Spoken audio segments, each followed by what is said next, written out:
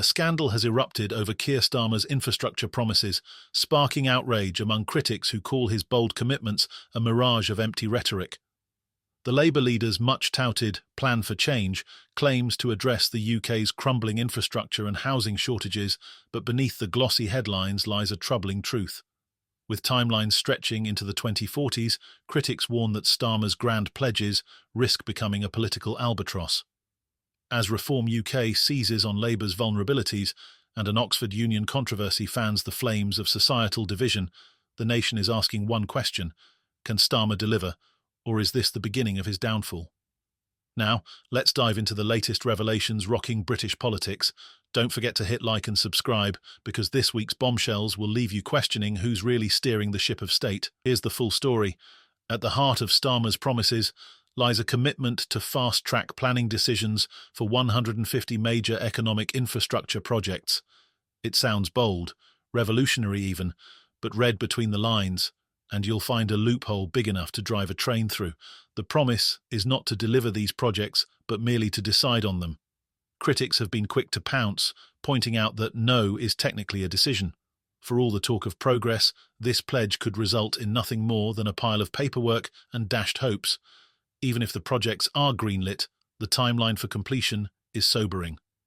The average major infrastructure project in the UK takes 11.5 years to finish, an eternity for voters looking for immediate solutions. With Starmer's promise coming midway through this parliamentary term, many of these projects wouldn't be completed until the 2040s. For a nation grappling with economic stagnation and housing shortages, this timeline feels like a slap in the face. Then there's the issue of cost. Currently, the government is working on 76 major projects with a lifetime cost of £403 billion. Scaling up to 150 projects would require vast amounts of additional funding, but Labour has offered no clear plan to secure it. Public finances are already stretched to the breaking point, and private sector investors may be reluctant to pour money into a system plagued by inefficiency and delays. Without a clear funding strategy, Starmer's vision risks collapsing under its own weight. Housing is another cornerstone of Labour's strategy, and it's a battleground where Starmer faces intense scrutiny. His promise to build 1.5 million new homes during this parliamentary term has been lauded as ambitious, but experts warn it may be little more than a pipe dream. Such a target hasn't been achieved since 1972, and even if Labour pulls it off, the impact may be disappointingly small. With England's population expected to grow by 2.1 million by 2029, largely due to immigration, the additional housing stock would barely keep pace with demand. The result? A crisis that remains unresolved, leaving voters to question whether Labour is truly capable of delivering meaningful change. As Starmer struggles to defend his record, Nigel Farage's Reform UK is capitalising on the growing wave of discontent. Once dismissed as a fringe player, Reform has surged in recent polls, overtaking Labour for the first time. Immigration remains their rallying cry, with voters furious over the unchecked rise in channel crossings. Under Labour's leadership, over 20,000 migrants have arrived in small boats this year alone, adding to the more than 100,000 who have crossed since 2018. Reform's hardline stance resonates deeply with voters who feel the government has lost control of the nation's borders. But immigration is only part of Reform's strategy. The party has expanded its platform to include economic policies aimed at alleviating the cost of living crisis. Their manifesto, The Contract with the British People, outlines plans to raise the income tax threshold to £20,000, effectively freeing millions from taxation and boosting disposable income. Reform has also proposed increasing national insurance rates for employers who hire foreign workers, a move designed to protect British jobs and appeal to working-class voters disillusioned with Labour. Tim Montgomery's high-profile defection to Reform this week has added fuel to the party's momentum. A former Tory stalwart with 33 years of political experience, Montgomery's departure is a damning indictment of both Labour and the Conservatives. He slammed Labour's economic strategy as a recipe for failure and argued that Reform's policies offer a credible alternative.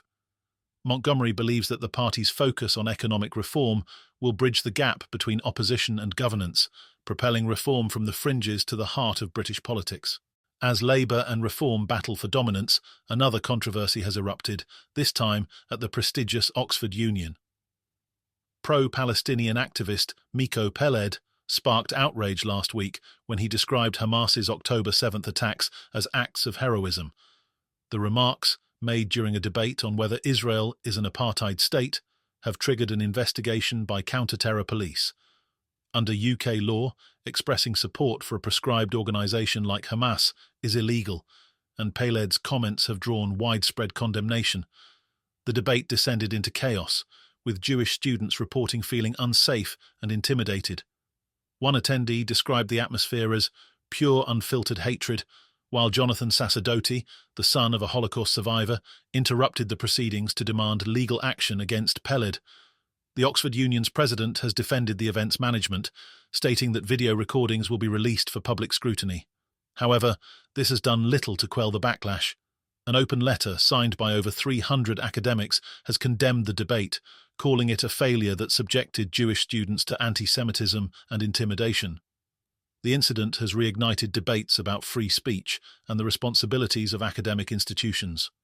For many, it highlights the deep divisions within British society, where ideological conflicts increasingly play out in public forums.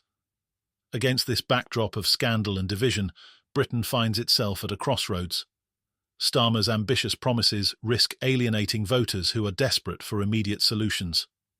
Reform UK's meteoric rise signals a growing appetite for change, even if it means breaking with traditional party loyalties.